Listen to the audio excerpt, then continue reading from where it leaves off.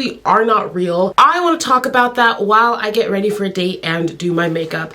So I'm going to try to keep this short, but it's kind of hard because there's a lot to say about this topic. But basically, I have moved to London for a semester, and I have been dating like a lot. Like I've been on, you know, about 1 to 2 dates, sometimes 2 to 3 dates per week. And if you'd asked me about this literally a year ago, I would have been like, girl, what? No way. And I think being in a new country has something to do with it. I also think dating apps has something to do with it as well. So I do want to clarify that my just rant today is going to be very much from a straight woman's perspective, very much from a straight cis woman's perspective, and it's also going to be kind of about a black woman and also about dating in London. So these experiences might not always necessarily translate, but I'm hoping that there's a lot of crossover between what I'm talking about and things that maybe you are thinking about in your love life. But anyway, men literally are not real. In January, I decided to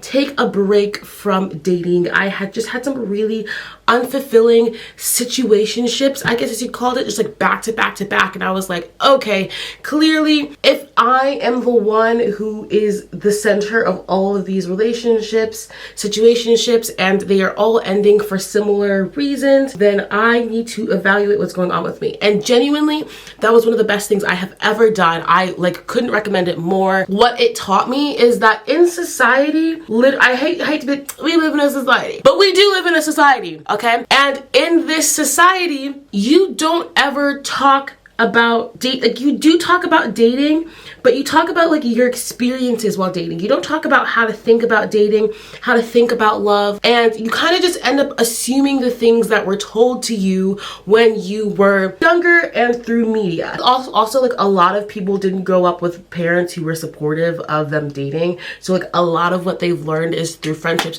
which is totally valid. But again, we are not bigger than society, okay? So we are inherently going to pick up messages about dating and love and attraction. So an example, right? I was always told like, oh my god, a man has to pursue the woman, and oh my god, men are way more sexual than women.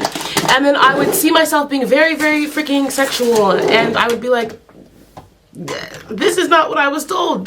I'm going off script here. Again, those were sorts of little moments that kind of were like red flags to me, like something's off here.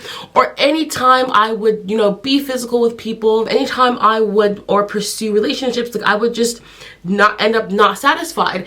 And like I would be in society, I would watch TV and I'd be like, wow, all these people are having these amazing like hookups and relationships and all of these things, and I just simply cannot relate to them. Am I the problem? And so that was kind of just what's led me on my journey of exploration. Just I've been reading a lot of texts, reading a lot of experiences and videos, and watching people's stories and learning like where do I fit in. I found like some sex educators and relationship and dating educators on YouTube. So that's where like a lot of this is coming from, and I'll try to like link my sources in the link below. But let's talk about what I learned and what my dating philosophy kind of is. So what I began to find out was that a lot of times, especially as a black woman, especially as a firstborn daughter, women's needs, which aren't that different from men's needs, it's just some are more emphasized and encouraged in men and some are more emphasized and encouraged in women,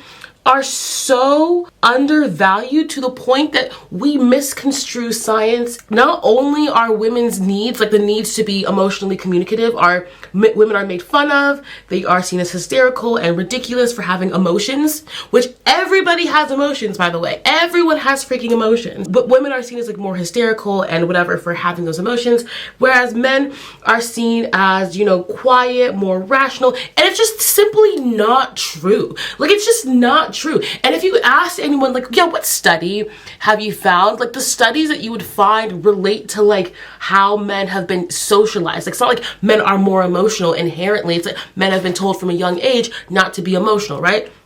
Anyway, this is a tangent. This is a whole other video topic of conversation. So what I began to learn is that I had to redefine what dating meant for myself. I had to redefine exactly what I was looking for and exactly what kind of experience I wanted to have. And this is why taking that break was so amazing, because I can really think and explore different styles of relationships and getting to know other people. So a huge thing that I began to look into was polyamory. And I'm not saying I am polyamorous, I don't think at the moment, but I've been exploring what does ethical non-monogamy mean, what does swinging mean, and what I found was at the core of a lot of these dating philosophies, like this one book I read a lot was this idea that like women need to attract the man and they need to do all of these things for the man. What I found is that in nature, in life, that's just simply not the case. Like, I feel like women feel like we don't have that many options and that there's a very limited number of good men. But if you look at like nature and society, like, yeah, humans and some animals tend to be socially monogamous, but sometimes they're very sexually promiscuous. And sometimes, they are constantly just looking for the best mate. And so it made me realize that I could have an experience where I am simply just looking for the best mate for myself. And it's not about how many men there are out there. And so I kind of committed to this idea of like, whatever it is, I am not committing to a man until I know that he is the best mate for me. And I am prioritizing his compatibility with me over the glamour of the relationship status. You know what I mean? Because a lot of people, it's like, well, you got a boyfriend and we get along, but we fight all the time, or he's got some issues, but we're working on him. No. I want a guy who is ready, made, fully packaged, and I'm not giving him exclusivity until that moment. And so that was a really, really, really big thing for me, because in the past, I would go exclusive really quickly, or even if I wasn't on paper exclusive, I would just be exclusive with them, because I was told, oh, it's just too much. It's just too much for me to handle trying to talk to different men at the same time. No, it's not. No, it's not. The only reason men do it is because men are told that they can do it. And women, we can do it as well. We can do it as well. And what I've really done and begun to do is explore myself through dating. So I know I just said that like, oh, I'm looking for the best mate for me and blah, blah, blah, blah, blah. I don't think being in London, I don't know if I've necessarily held up to that in the most perfect way, right? Like, I think I've gone on dates with men who I'm like, yeah, he's not right for me, like blah, blah, blah, blah, blah. But I have made sure that whatever I'm doing with a man, I need to be having a good experience. And that's like another part of my dating philosophy, because I found that I was dating men who were nice, okay? They were nice to me.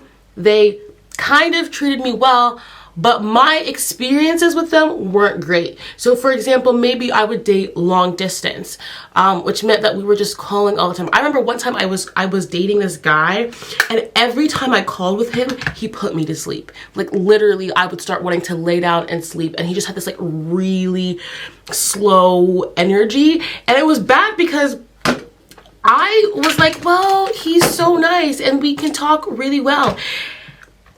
Girl. And this is something, again, that comes back to the options thing. You are so cool that you can get along with so many people. It's really not about who you can get along with. And I used to think, because I thought of myself as difficult to love, which sometimes I still do at times, I would think, wow, this person, I can talk to them and get along with them. Maybe this is it, right? Maybe this is who I'm supposed to be with. And no, okay? Think about your friends. Think about how many friends you have. Okay, think about your family. Even if you've got no friends, think about how you have a family, okay? You talk to your family, right? And you get along with your family, right? So getting along with someone is not a sign of compatibility. You need to make sure that they are able to give you a good time, because as women, we're kind of conditioned to give men a good time, like just to lean more into what they want to do and stuff like that. So that doesn't necessarily come from like telling the guy da-da-da-da-da-da. It comes from deciding for yourself, what is a good time for me? What are my dream dates? What are my favorite things to do? And like deciding, okay, So for me, I don't go on dates at guys' houses. I mean, kind of, but not for the first date. That's just not the experience that I want. The experience that I do want is being wined and dined and fed food and seeing new places. And that's why I feel like doing this and starting dating again in London was also the best experience for me, because again, anything that you do when you're studying abroad is just cool, right? So it was like, it's very easy for me to just be like, hey, I want to, on my profile, I want to be with a guy who can show me new experiences. And the guys who do are the guys I want to go out with. But again, that was something that I defined for myself. Some people, it's just different things. Like, I think dating is very, very personal as well. But another thing that I really tried to do was define my boundaries ahead of time.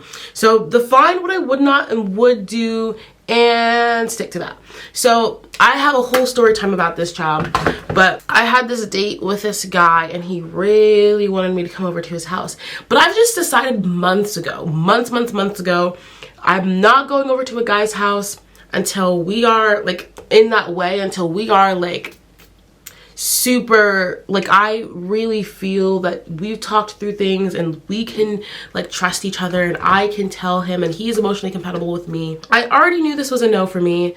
Unfortunately, the guy became super duper pushy and was definitely crossing some boundaries, so I had to block him. But it was never a question of will I block him or should I block him, or because I already decided that for myself. And I think that was really a really amazing thing about having the time to sit and think to myself, what do I want, how do I want to date, was that I made a lot of decisions for myself ahead of time, so that way when men come up and they're like, well, I want to no. So for example, I have dated men who were kind of not conservative. They were moderate, so they weren't conservative, and that was not something I really decided for myself, but I just kind of fell into that. Thinking about it and reflecting on how that experience went, I learned, girl, you need to be with a man who is liberal.